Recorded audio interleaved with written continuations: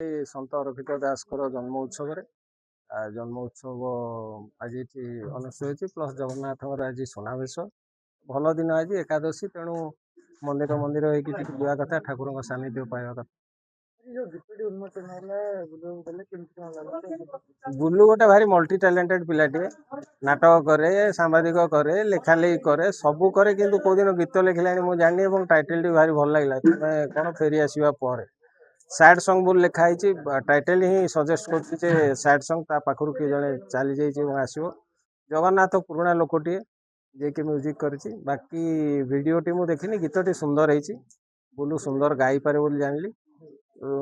ସମସ୍ତେ କହୁଛନ୍ତି ମାର୍ଜନା ଗୀତ ଗାଇଲେ ଭଲ ହବ। ବ୍ୟାଟିଂ କଲେ 4-5ଟା ଇନିଂସ, ତାପରେ ବେଷ୍ଟ ହବ। ପ୍ରଥମରୁ ଆମେ ବେଷ୍ଟ କହିଲେ ହିଁ ସିଏ ଆହୁରି ଭଲ ଉନ୍ନତି କରିବ। ଭଲ ହେଇଛି। ସମସ୍ତଙ୍କୁ ଅନୁରୋଧ ରହିଲା, ସମସ୍ତେ ଲାଇକ୍ ସବସ୍କ୍ରାଇବ୍ କରନ୍ତୁ। ସେ ଯେଉଁ ଚ୍ୟାନେଲରେ ଦେବେ ଆରାଧନା ଏଣ୍ଟରଟେନମେଣ୍ଟ, ଓଡ଼ିଶା ଆରାଧନା, ତେଣୁ ଭଲ ଲାଗିଲା। ଏବଂ ସେମାନେ ଆଜି ଗୋଟେ ଭଲ ଦିନ ବାଛିଛନ୍ତି, ଠାକୁରଙ୍କ ପାଖରେ ସମର୍ପିତ ହେଇକି ସେଟା ଉନ୍ମୋଚନ ହେଇଛି। ଭାରି ଖୁସି କଥା।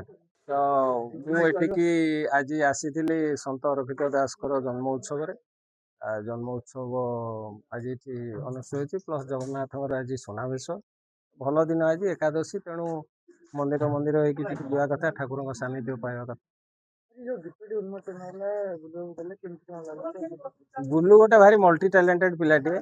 ନାଟକ କରେ, ସାମ୍ବାଦିକ କରେ, ଲେଖାଲେଖି କରେ, ସବୁ କରେ, କିନ୍ତୁ କୋଉଦିନ ଗୀତ ଲେଖିଲାଣି ମୁଁ ଜାଣିନି। ଏବଂ ଟାଇଟେଲଟି ଭାରି ଭଲ ଲାଗିଲା, ତମେ କ'ଣ ଫେରି ଆସିବା ପରେ। ସ୍ୟାଡ୍ ସଙ୍ଗ ବୋଲି ଲେଖା ହେଇଛି।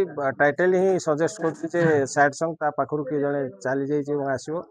ଜଗନ୍ନାଥ ପୁରୁଣା ଲୋକଟିଏ ଯିଏକି ମ୍ୟୁଜିକ୍ କରିଛି। ବାକି ଭିଡ଼ିଓଟି ମୁଁ ଦେଖିନି, ଗୀତଟି ସୁନ୍ଦର ହେଇଛି। ବୁଲୁ ସୁନ୍ଦର ଗାଇପାରେ ବୋଲି ଜାଣିଲି।